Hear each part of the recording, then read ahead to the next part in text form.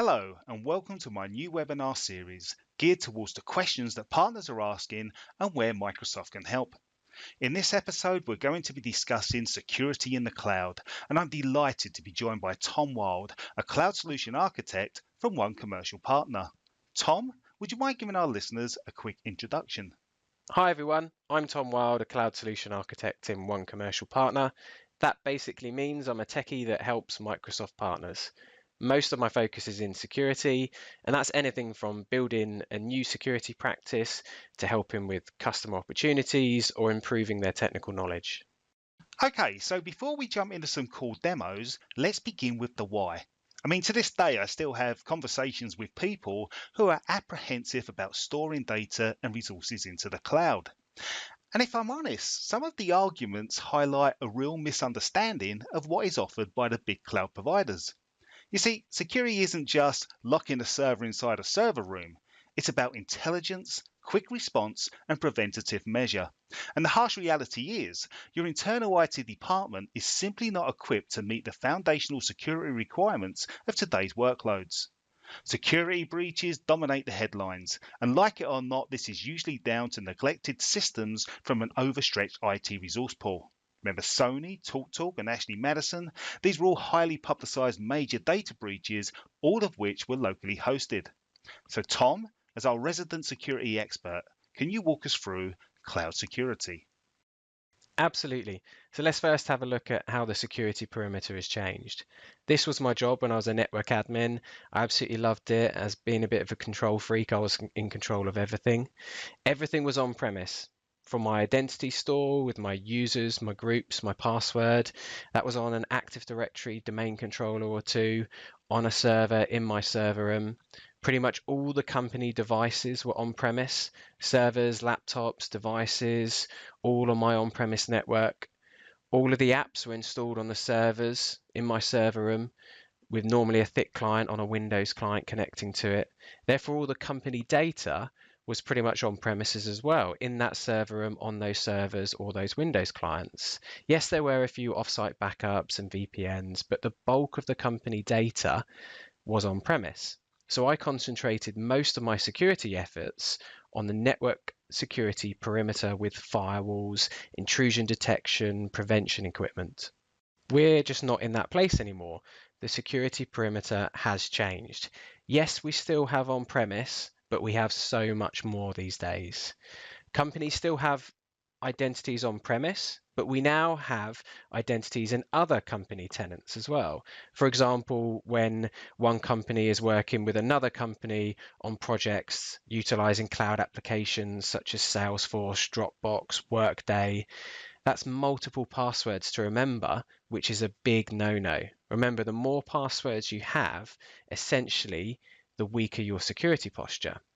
From a user device perspective, users want to work on their preferred device and still have a great user experience.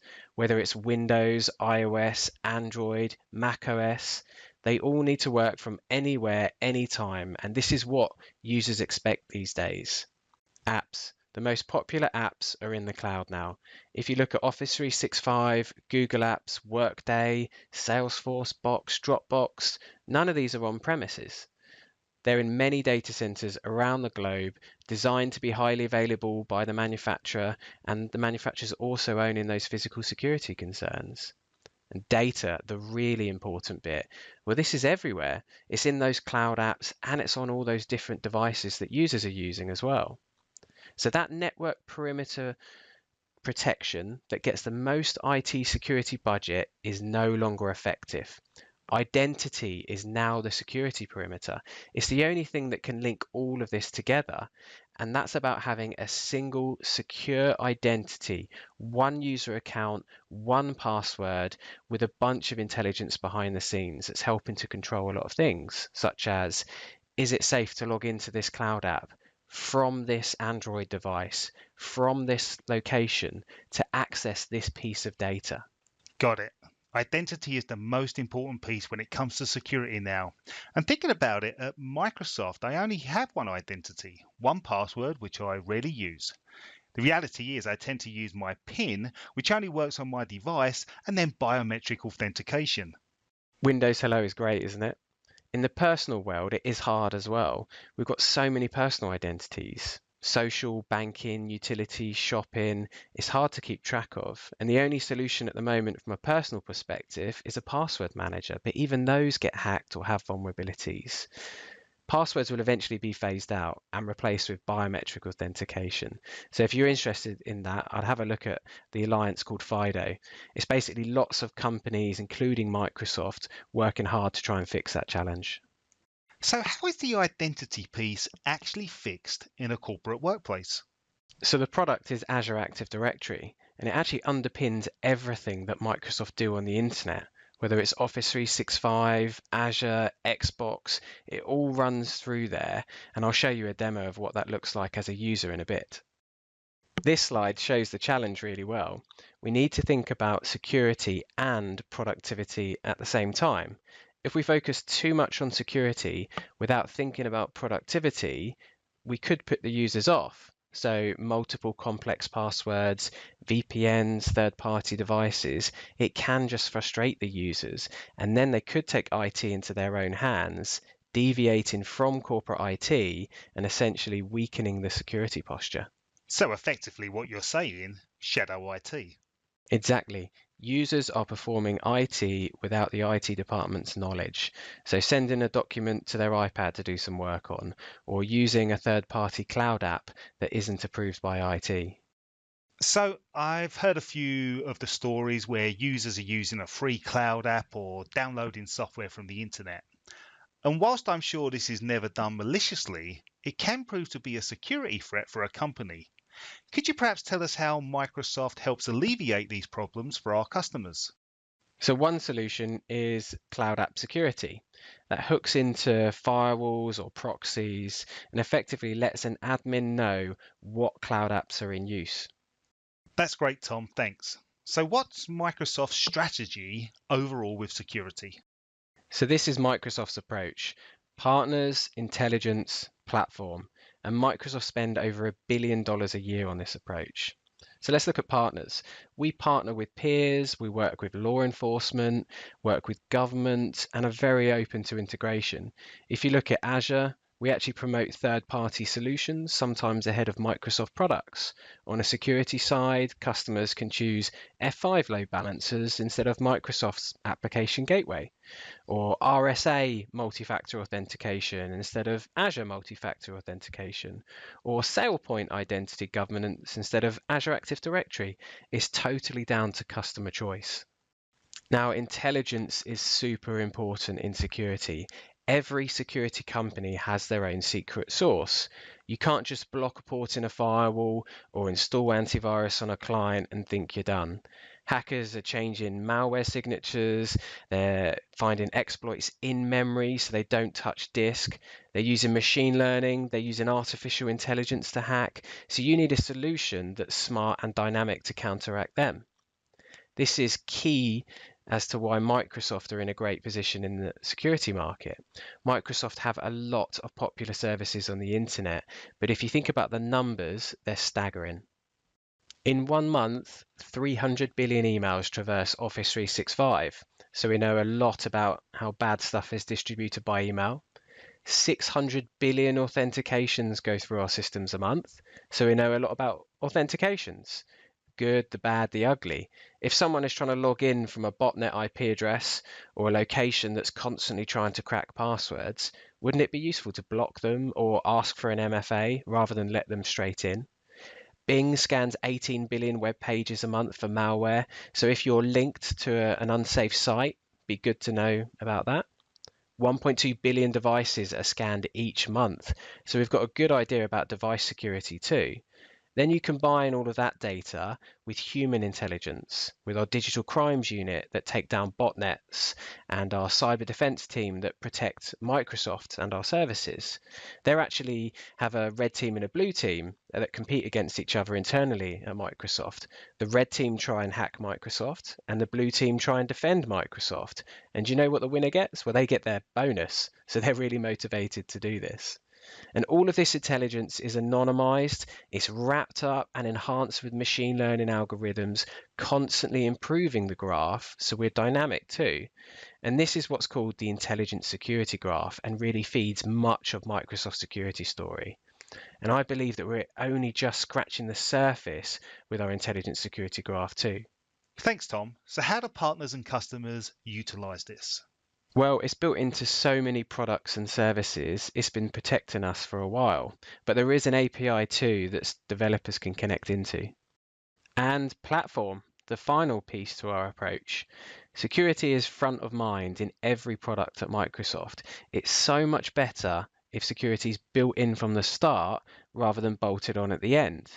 If you look at Windows 10 devices now, they even have specific hardware security components built in there to work with security in Windows 10. All of this is security in the cloud or powered by the cloud. It's not just a traditional server or virtual machine security or even PaaS, microservices, containerized security. So when people ask, what is security in the cloud? I actually think of these four things. Identity and access management, protect users' identities and control access to valuable resources based on things like risk level.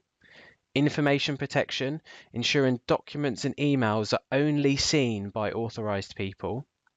Threat protection, protecting against advanced threats and recovering quickly if you're attacked. Security management, gain visibility and control over security tools. Tom, that's brilliant. Thank you. So just to summarize, those 4 points are identity and access management, information protection, threat protection, and security management. With that, Tom, let's jump into a demo. So we're logged in as Bob, and he's logged into the company he works for, Wilde Company, and he's logged into the My App portal. So you can get that by downloading this My App portal extension or going to myapps.microsoft.com or even office.com. You'll be able to see all the apps there. Now these apps are the apps that Bob has access to.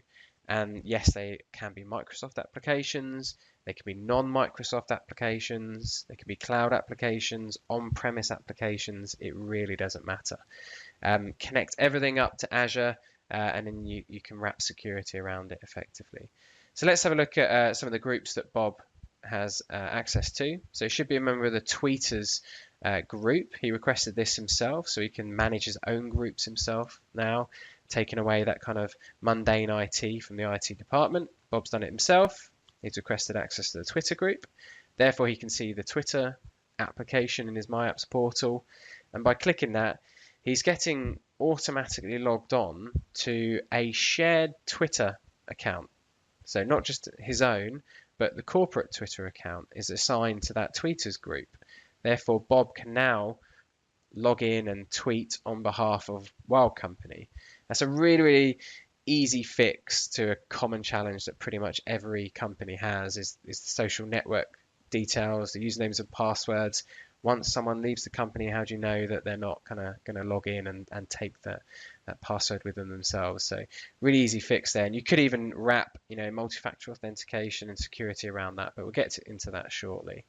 So let's have a look at on-premise applications. So we've got a bunch of on-premise applications here. Let's log into on-premise World Data.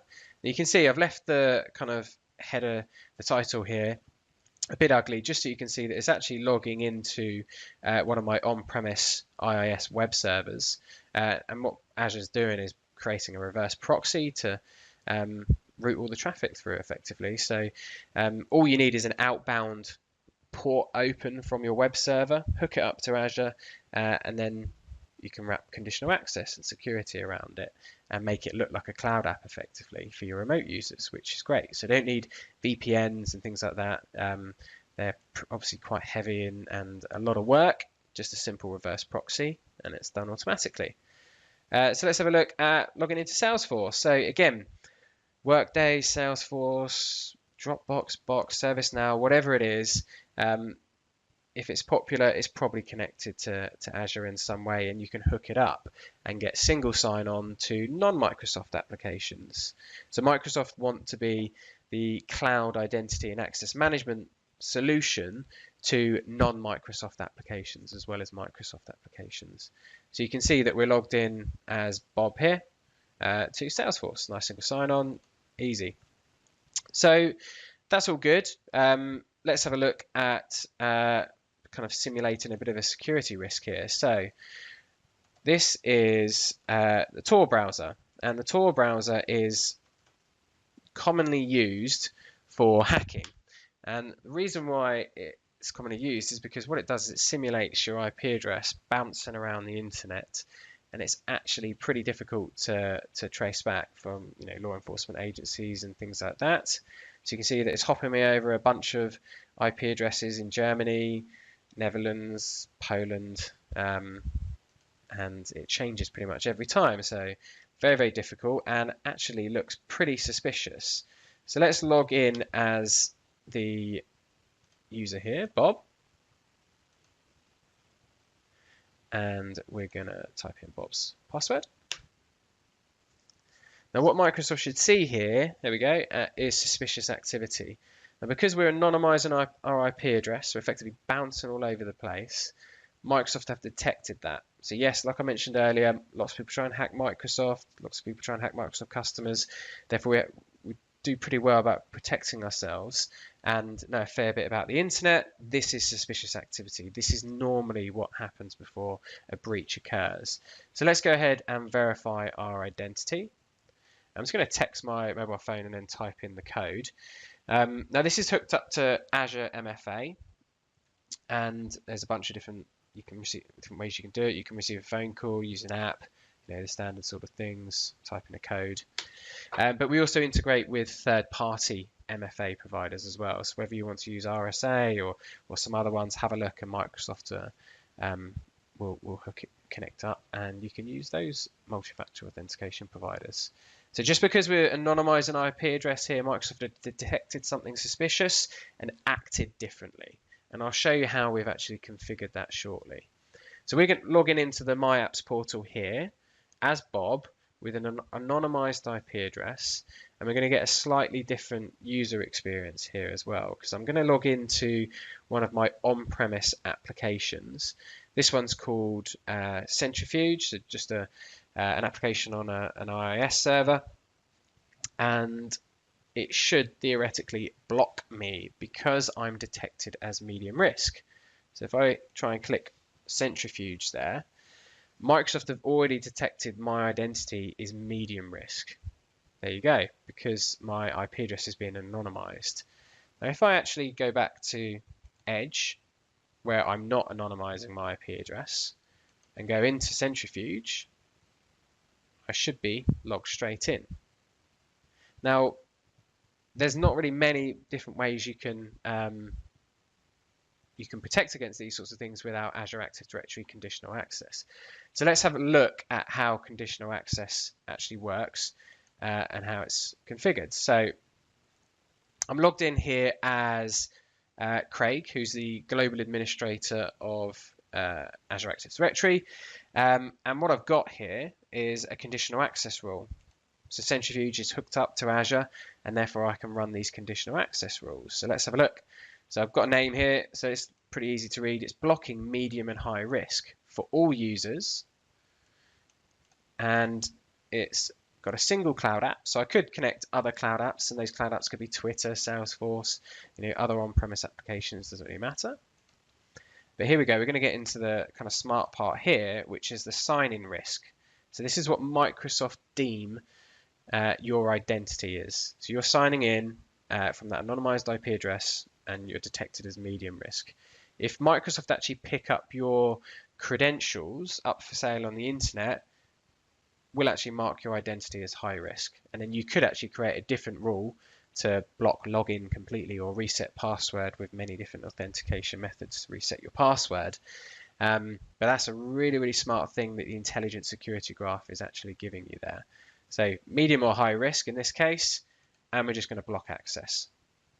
Now, if we're thinking about other types of rules, maybe we didn't want to block access, but we might say make them MFA again, make the device be compliant, make them a member of Azure Active Directory and your on-premise Active Directory as well. There's a bunch of things you can actually do there. And if you added third-party MFA providers, you'd see them in here as well. So really, really useful use case really for conditional access. So let's talk a bit about device compliance and a bit about device security. So when a device is marked as compliant, when you tick this box, you effectively need an MDM, a device management platform. Now in this case, we've hooked up Intune. So Intune is Microsoft's MDM, and within Intune we can manage devices, we can automatically enroll them. You could even turn on a laptop, turn it on straight away. No one's ever logged into it before, and it could automatically be deployed for you. All your applications, all your files, all your synchronization, everything that you'd actually want when you're using a device. So let's have a look at device compliance. And one of the cool things we can do here is actually make sure that various things on that device are still intact or still enabled before a device is marked as compliance. So let's have a look at some of the settings here. So BitLocker. So on Bob's machine, BitLocker is required. Therefore, if Bob manages to disable BitLocker somehow, that device becomes non-compliant and then effectively wouldn't be allowed access to that application that you've assigned to. And one of the really cool things, and we'll get into Windows Defender ATP in a bit, is Windows Defender is the kind of next gen device protection, way more complex and kind of next gen compared to antivirus and anti-malware and those sorts of things. But when a device is acting strangely, Windows Defender Advanced Threat Protection will give it a risk score. So whilst you can have risk on your identity if your credentials are found in public, you could also say, right, well, this device, Word, is acting really strange after it's had macros enabled, because that can be a common exploit in there as well. If someone enables macros and don't think about the consequences, and it has some bad code in potentially. So let's say medium or under. If it's anything above that, then the device will be marked as non-compliant, and then it wouldn't be allowed access again in there as well. Now let's have a look at identity protection. So this is all about moving back to the identities. Now Bob's been logging in from some random places and had a different user experience, but from the admin perspective, what does it look like from an admin? So the admin's got this identity protection system, and they can see, right, what identities are currently at risk. And you can see Enrico's got one there, and Alan's got a couple of risk events. Let's have a look at Bob, the user that we've been logging in as. And if we scroll down here, we can see that Bob's been logging in from some random anonymized IP addresses, impossible travel in there as well. So that's something to be looking into. But what it does is it gives the administrator some information about, this is what's been happening, this is the impact, these are the IP addresses, there's a bit more detail about it. And you can cycle through and see, what locations they've actually been logging in from and been detected they've been logging in from.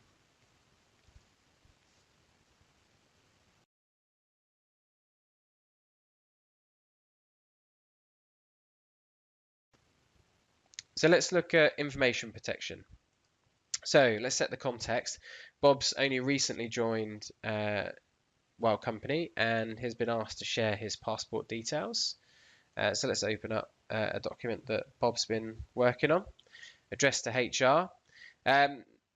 Just to kind of explain what we can see here, this is a toolbar that will be built into Office in the future, and this is Azure Information Protection.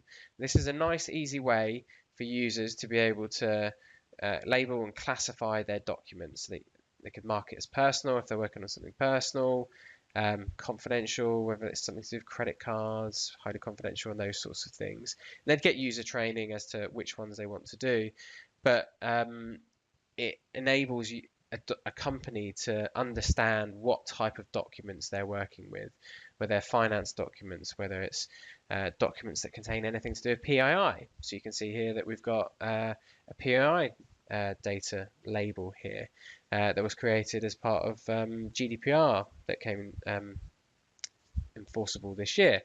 So Bob is actually working on a document that does contain PII. It does contain personal identifiable information, so it should be treated differently to other documents.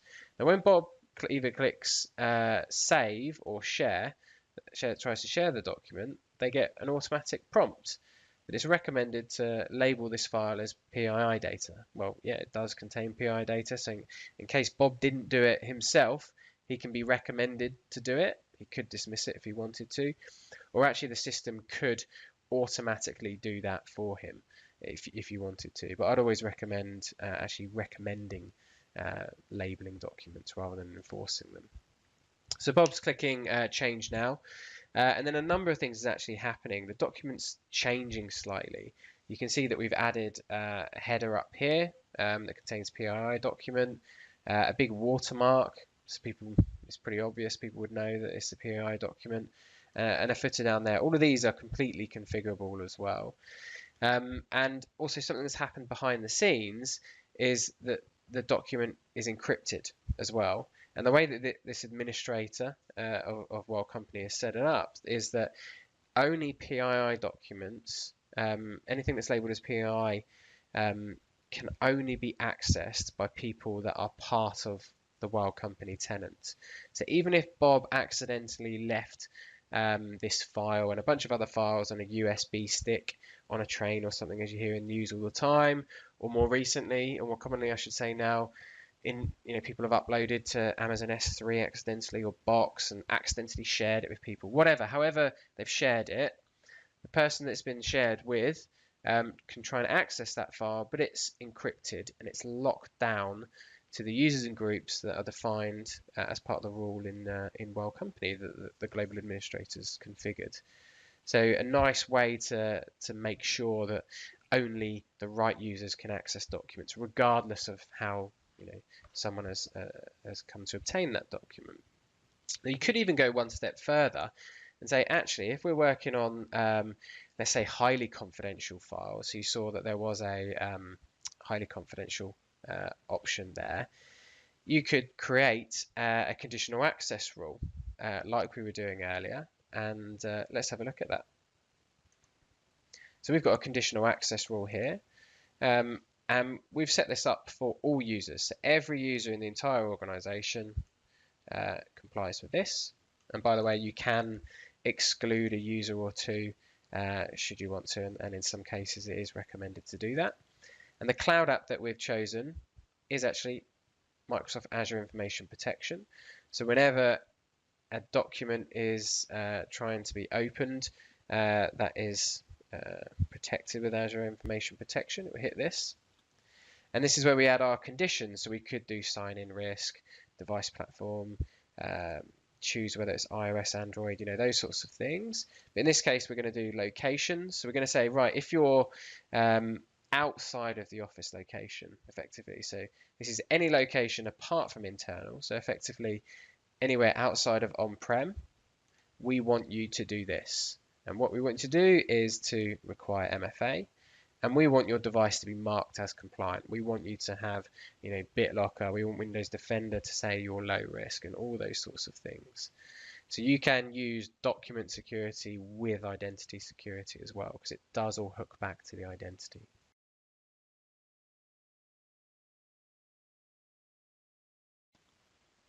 Windows Defender Advanced Threat Protection reports to Windows Defender Security Center. And what Windows Defender Advanced Threat Protection is a new age, next-gen endpoint detection program. Now, Windows Defender used to be just about antivirus and anti-malware, and that's still needed. It still does a job, but hackers have changed the way they work. Hackers are now starting to hide in memory. They're starting to not even touch the hard disk, and sometimes they're avoiding these antivirus protection programs. So what we need is a new age type of product that can actually detect unusual behavior, some IOCs, some indicators of compromise, detect whether someone has a 0-day vulnerability on the machine that the manufacturer isn't yet aware of or hasn't been patched yet. And it's those sorts of suspicious activities that need to be picked up and investigated. And this is where Windows Defender Advanced Threat Protection comes in. And that reports up to Windows Defender Security Center to help detect and investigate and respond to these advanced threats. And using Defender Security Center, you can go from alert to remediation in minutes. So where it used to take a security operator many hours, you can really do those in minutes these days.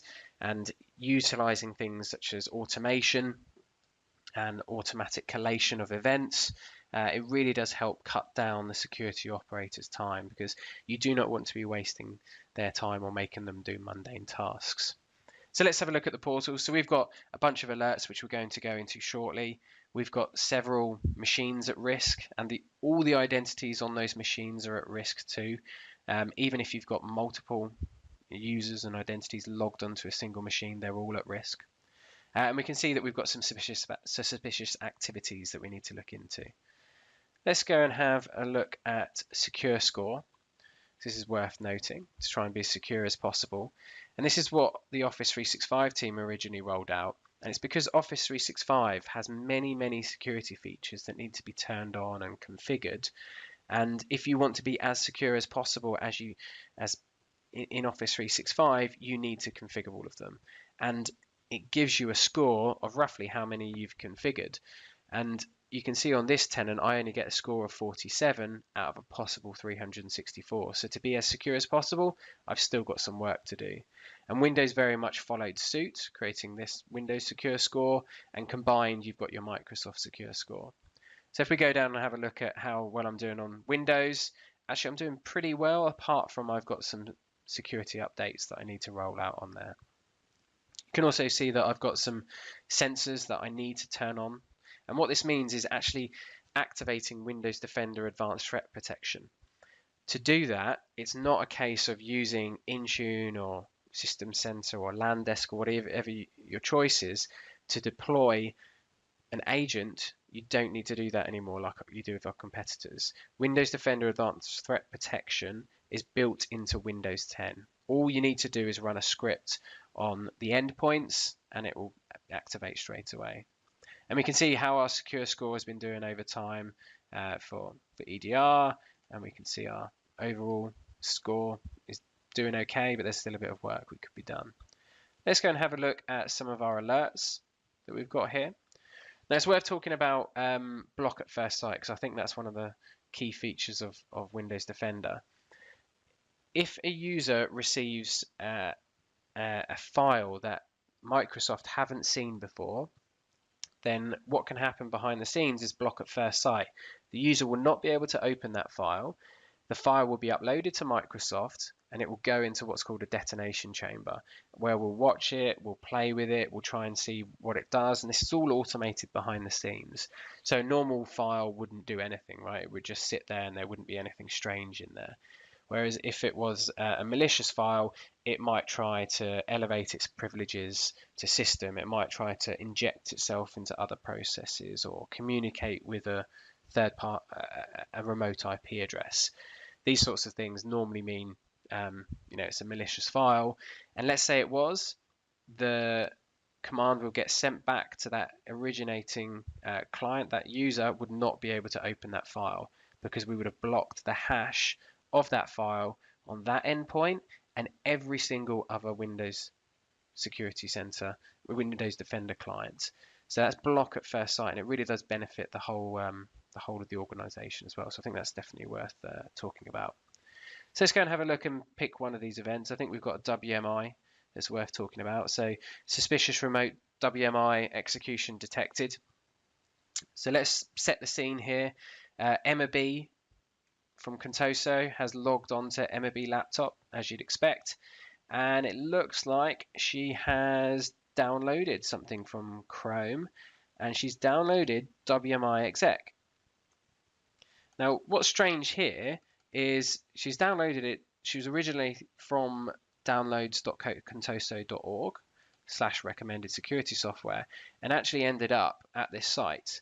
Now, this may very well be a watering hole technique. So instead of trying to compromise Emma directly, try and hacking into her identity or hacking into a machine, what's happened is that a site that Emma has visited has been compromised, and she's been fooled into trusting that site and then downloading this file, WMI exec.exe. And we can see that, well, we can see a bunch of details that, here are the hashes. Here's, nothing's actually, there's no issuer or signing on the file. Virus total, which is a collection of AVs, have never seen this hash before effectively, and neither has Windows Defender. So let's go and have a look in a bit more detail at this machine. So if we open up Emma's laptop, we can see a bunch of events going back months and months and months if we wanted to. But let's go on this one. We can see that Chrome created WMI. Yes, it downloaded it. And then a bunch of things started to happen. Explorer started to open the command prompt. And then command prompt started to create some processes and do a few things.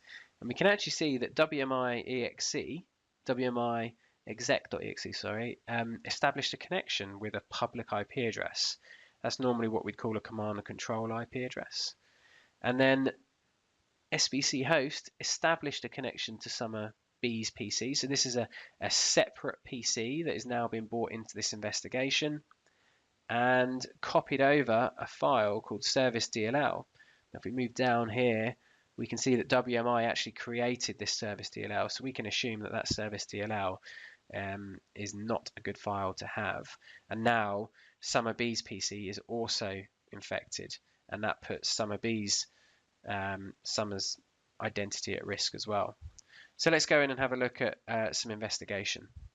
Now, by opening up an investigation, what Windows Defender Security Center is doing is bringing together all of the affected devices and all of the things which should be useful to you. So we've got a bunch of entities being analyzed here. Now, these entities, files, processes, servers, drivers, IP addresses, these are everything that's happened since that original alert. So there's been this many changes in files, this many processes, these amount of IP addresses. So it's not forever, it's just the recent ones with regards to this medium alert.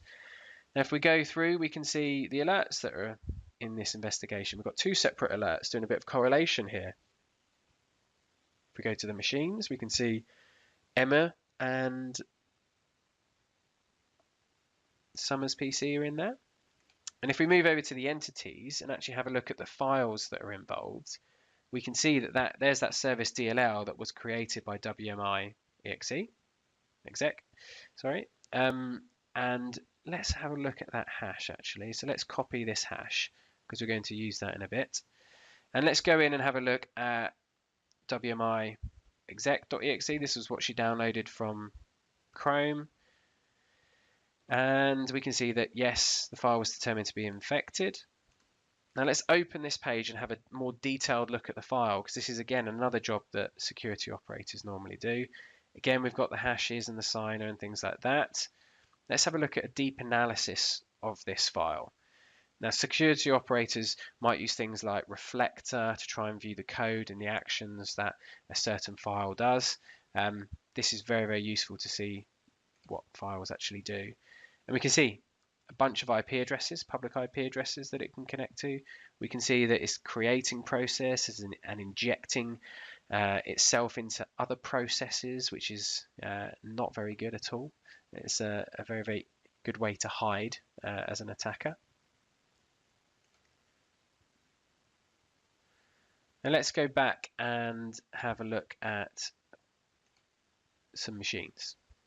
So we can see Summer B's machine. And let's go and open up the machine and see actually what happened from Summer B's machine. So there's the event that we saw earlier. Now we can see that we've had 2 users logged in. Now I know that Emma's account was compromised, so we should expect to see Emma's identity on there as well. So yeah, Summer's logged onto her laptop and Emma was logged on remote over the network. And we can also see that we've got an Azure ATP alert as well. And Azure ATP, Azure Advanced Threat Protection, is protection for your Windows Active Directory domain. So all of your identities and devices, you do need to look for suspicious behavior with Active Directory as well. not just your devices. So if we scroll down, we can see that actually this other separate system has also picked up an alert as well. And this is because Emma's hash, so Emma's effectively identity, was stolen from this device, previously logged in by herself, and then used Emma's hash, her identity, to log into Summer B's PC, and then probably steal Summer B's identity as well. So we're using third-party systems. We're using separate systems for this. Now let's go and have a look at some advanced hunting. So perhaps the correlation did a good job, but you want to dive in deeper. All of the telemetry that Windows Defender Advanced Threat Protection feeds to Windows Defender Security Center is available for users to look into. So let's go and see if we can run a query and try and find anything to do with that hash that we created, that we copied earlier. So it's got some IntelliSense in here. We want to find the SHA equals this hash. So anything in the whole of our tenant that has anything to do with that hash. And we can see it is only 2 machines, spotted twice on Emma B's laptop, and then sent over to Summer B's PC as well. So really, really nice way of exploring the telemetry that's gathered across the system here. So Windows Defender Security Center will also give your machines a risk score. So where we've seen medium risk events and things like that, if your machine is medium risk, then Intune could potentially block that and mark it as non-compliant. And therefore, you could also utilize that in conditional access. And conditional access should look at Intune and say, is the device compliant or non-compliant, and block it from that way. So this is one of the benefits of Microsoft security story about all of the systems linking together and providing information and enhancing each other.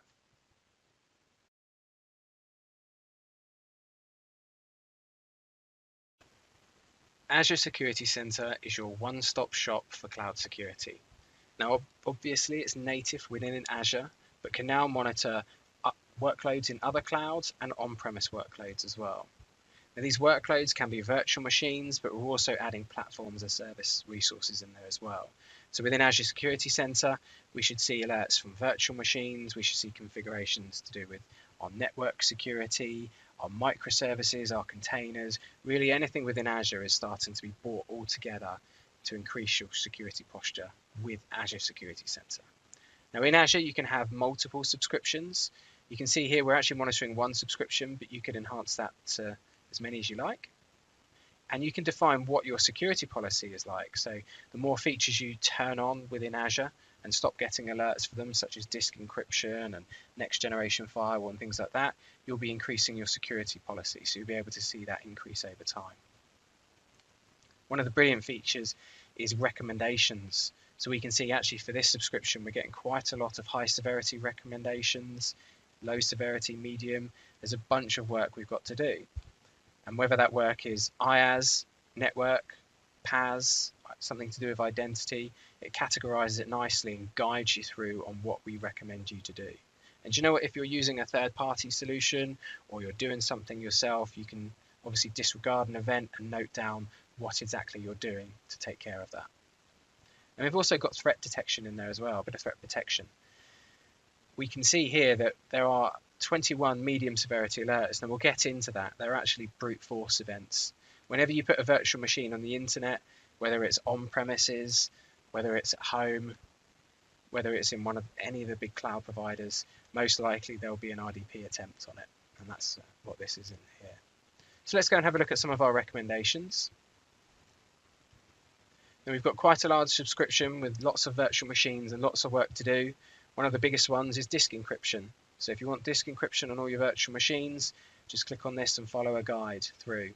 Same with system updates. It will guide you through on how to actually apply all the right ones to the right machines. This is across Windows and Linux. We can see that endpoint protection isn't installed on a bunch of Azure virtual machines or non-Azure computers as well. Now if we go in and we'll try and fix one of these issues on our Azure virtual machines, we've highlighted all of our virtual machines that don't have endpoint protection, and the simple fix is just to click that button and it will run off and install on 28 virtual machines, Windows or Linux, it doesn't matter, and fix the issue, and then this alert will go. If we move down, we can see we're actually getting a bit of a network recommendation, such as adding a next-gen firewall. Some of our virtual machines or PaaS services do not have a next-gen network firewall. If we go in and fix that issue, we can choose one of the next-gen firewalls from our third-party providers, our partner network. So we could choose this FortiGate one. And FortiGate have uploaded their template, and it'd be simple as clicking create, and that would deploy the FortiGate solution. Now let's move down and have a look at some of our security alerts. Now, as I mentioned earlier, brute force is such a common thing that happens. Some of our virtual machines are getting hit quite badly over here, so let's go and have a look at these. Let's pick this one here. So 5 RDP brute force events on these machines. And as we dive in, we can start seeing the detail and the context. We can see what IP addresses were in use, what users were trying to be attacked. Was it a virtual machine? What was the logon? And this investigation part is relatively new to Azure Security Center as well, which helps you work out what has actually been going on. Where has the attack come from? What are the other systems involved?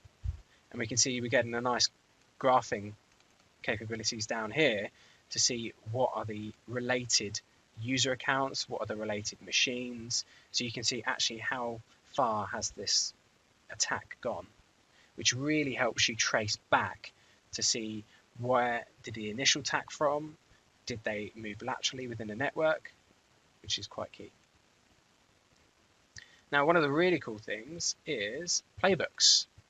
Now, what playbooks give you is the ability to run Azure services. So you can create your own playbook if a brute force event happens or was successful after lots of previously denied events. You can create your own security playbook to execute a function. Now, you could execute an Azure logic app or an Azure function, perhaps a serverless piece of code, and effectively it can be anything. You could connect it up to send an email, you could connect it up to turn off a machine or block an IP address. So you can create your own security playbooks within Azure. So effectively, within Azure Security Center, you get that unified security visibility across your hybrid workloads.